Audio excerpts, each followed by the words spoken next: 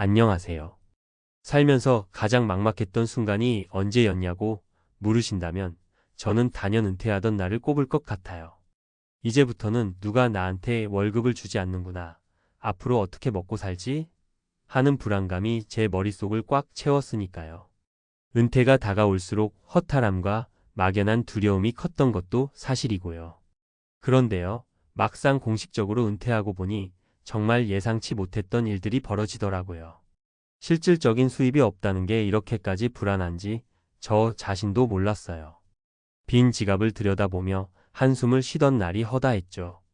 그런데 그 와중에도 그래도 좀 웃고 살면 어때? 하는 작은 목소리가 제 안에서 계속 속삭이는 겁니다. 말 그대로 남은 건 빈 지갑뿐이지만 그래도 어떻게든 웃으며 살 수 있는 방법이 있지 않을까 하는 생각이 떠오르더라고요. 그래서 저는 조금씩 발품을 팔고 사람들을 만나보고 작은 지식이나 경험이라도 나눌 기회가 있으면 적극적으로 참여해보고 이런 시도를 계속해 왔어요. 오늘은 제가 직접 느끼고 또 주변 분들을 통해 배운 은퇴 후의 삶, 그리고 웃으며 살기 위한 방법들을 편하게 나눠보려 해요. 공감과 위안이 될 만한 이야기이길 바라고요. 조금이나마 도움 되셨으면 좋겠습니다. 1. 누구에게나 찾아오는 빈 지갑 순간. 사실 은퇴를 준비하는 사람이건 이미 은퇴를 했건 혹은 아직 한참 일하는 중이건 간에 언젠가 맞닥뜨릴 수 있는 현실이 빈 지갑이라고 생각해요. 평생 일만 하다 보니 막상 쉬어야 할 때 무언가가 사라진 느낌이 들고요. 경제활동이 끊기면 매일매일 생활비부터가 걱정이 되죠. 저 역시 그 빈 지갑에 공포를 안고 살았어요. 은퇴하면 매달 입금되던 월급이 사라지니까 내가 가진 돈은 마르기 시작하겠구나 하는 두려움에 잠을 못 이루던 기억이 납니다. 하지만 여러분, 진짜 현실은 돈이 없으니 포기해야 한다가 아니라 어떻게든 살아갈 길을 찾을 수 있다는 쪽이더라고요. 아주 적은 돈이라도 큰 행복으로 연결되는 방법이 있더라고요. 2. 웃으며 사는 법, 작은 즐거움에서 시작하기. 제 경험상 은퇴 후에 웃고 살기 위해 가장 먼저 필요한 건 작은 즐거움을 발견하는 일이었어요. 예전에는 평일 내내 회사에 치이고 주말에는 겨우 쉬면서 보냈다면 이제는 조금 더 자유라는 시간을 얻었다고 볼 수 있잖아요. 이 시간을 스스로 다스리고 내 몸과 마음을 돌볼 수 있는 기회라고 생각해 보는 거예요. 예를 들어 저는 아침 일찍 동네 한 바퀴를 걸으며 듣는 음악이 큰 행복이 되었어요. 걸으면서 눈에 보이는 사소한 풍경들, 예전에 출근하느라 바빠서 놓쳤던 것들을 하나하나 감상했죠. 아, 이렇게라도 웃으며 살 수 있구나. 근데 이 작은 루틴이 주는 안정감이 꽤 크더라고요. 3. 빈 지갑이어도 삶의 여유를 유지하는 사례 3가지. 제 이야기를 하자면 길어질 테니 주변에서 만난 분들 중 특히 인상 깊었던 사례 3가지를 소개해 드리려고 해요. 이분들의 이야기가 듣는 분들께 조금이나마 용기와 아이디어가 되었으면 합니다. 사례 1. 김 선생님, 65세 은퇴 후 재능 기부로 인정받다. 김 선생님은 교직 생활을 오래 하신 분인데 60대 중반에 은퇴하셨어요. 그런데 연금이 그리 넉넉하지 않다 보니 생활비가 턱없이 부족했죠.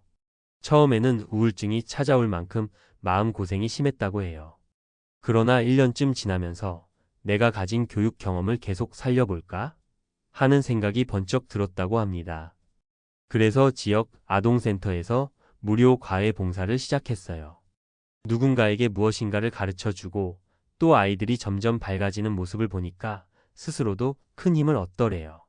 물론 돈을 버는 건 아니지만 때때로 학부모들이 사례비나 소정의 감사 선물을 보내주기도 하고 무언가에 기여한다는 느낌만으로도 삶의 활력을 되찾았다고 해요. 그 뒤로 김 선생님은 인맥이 넓어지면서 지금은 지역 평생교육원이나 주민센터에서 소규모 유료 강좌를 부탁받아 적은 수입을 얻고 계십니다. 김 선생님이 해준 말씀이 인상 깊어요. 돈이 없어서 불안했는데 오히려 내가 가진 재능을 나눌수록 사람들도 알아주고 조금씩 살 길이 열리더라고요. 사례 2박 이모, 70세에 퇴직금 거의 다 썼지만 소규모 텃밭으로 힐링. 박 이모제가 편하게 부르는 호칭이에요는 자식들을 다 키우고 은퇴하자마자 이제부터는 남은 돈을 잘 굴려서 편히 쉬어야지라고 기대했었다고 해요. 그런데 현실은 전혀 달랐죠. 자식들 결혼 자금으로 퇴직금 대부분이 빠져나가고 주택 융자금 상환으로 남은 돈도 얼마 안 되었다고 합니다. 한동안 의욕도 잃고 이제 아무것도 못하겠다고 주저앉아 있다가 어느 날 동네 작은 텃밭 가꾸기 모임에 참석하게 됐대요. 처음엔 그저 심심풀이로 시작했는데 마당이 있는 집이 아니다 보니 공영 텃밭을 1평 남짓 분양받아 채소를 길러보게 된 거죠. 그런데 이게 은퇴 후 우울감을 싹 날려줄 정도로 재밌었다고 합니다. 지금 박 이모는 집에만 있던 시간을 아예 밖에 나가 텃밭에서 풀 뽑고 씨 뿌리고 물 주면서 보내는데 몸도 많이 좋아졌고 무엇보다 텃밭에서 난 채소로 식비를 조금이라도 절약할 수 있게 됐다고 하네요. 농약 안 쓰고 키운 채소라 그런지 애들 맛있다고 찾아와요. 그게 또 뿌듯해요. 라면서 환히 웃던 모습이 생각납니다. 사례 3정 할아버지 68세의 동네 모임에서 알바 연결. 정 할아버지는 은퇴 직후 크게 체력이 달아나는 바람에 오래 일할 수 있는 상황은 아니었대요. 게다가 퇴직금도 거의 없어서 내가 어쩌면 막다른 길에 선 게 아닐까 하고 고민이 컸다고 해요. 그러던 중에 우연히 동네 주민센터에서 하는 시니어 커뮤니티에 가입하셨는데 바로 거기서 같은 동네 어르신들과 친해지고 간단한 집수리 아르바이트를 연결받게 되었다는 거예요. 원래 정 할아버지는 젊었을 때 목수로 일하셨는데 은퇴 후에는 내가 이런 기술 이제 어디 써먹을 데가 없겠지 하고 포기하고 계셨대요. 그런데 의외로 이웃집들이 도배나 문짝 고장 수리 같은 소소한 일들을 맡길 곳을 찾기가 어렵다 보니 이 커뮤니티에서 입소문이 나서 정 할아버지를 소개해 준 거죠. 그리고 지금은 작게나마 우리 동네 해결사로 불리며 아주 적은 금액이지만 꾸준한 수입을 얻고 계세요. 무엇보다 은퇴 이후에 더 이상 나를 필요로 하는 곳이 없다고 생각했던 마음이 확 바뀌었다고 하시더라고요. 누군가에게 내가 쓸모가 된다는 감각이 얼마나 큰 힘이 되는지 깨달았다고 해요. 4. 함께 공감하며 미래를 준비하기. 이 세 분의 이야기를 들으며 저도 참 많은 걸 느꼈어요. 돈이 많고 적고를 떠나서 은퇴 후의 삶이 생각보다 길고 그 기간 동안 우리가 가질 수 있는 소소한 행복을 스스로 발견해 나가는 게 정말 중요하다고 말이죠. 그리고 한 가지 더 중요한 점은 내가 가진 기술이나 재능을 스스로 과소평가하지 말자는 거예요. 은퇴 전에는 저거 하기엔 내 나이가 많아라고 생각하며 쉽게 포기했던 일도 막상 해보면 경험이라는 큰 무기가 되어 빛을 발할 때가 많거든요. 빈 지갑이라서 두렵고 세상으로부터 소외될까 봐 걱정인 분들이라도 기꺼이 사람들과 만나고 재능을 나누고 움직이다 보면 각자만의 길이 조금씩 보이기 시작합니다. 반드시 거창한 창업이 아니어도 가벼운 모임이든 자원봉사든 아르바이트든 무엇이든 시도해보면 좋겠어요. 5. 결론 이왕이면 웃으며 살자. 은퇴 후 시간은 대부분 어떻게 살아갈지 아직 확실하지 않은 채로 하루하루를 견뎌야 하는 기간이라고 생각하실지도 몰라요. 그렇지만 그 불안감 속에서도 작은 즐거움을 찾아보세요. 그리고 내가 갖고 있는 기술이나 경험을 적극적으로 나눠보세요.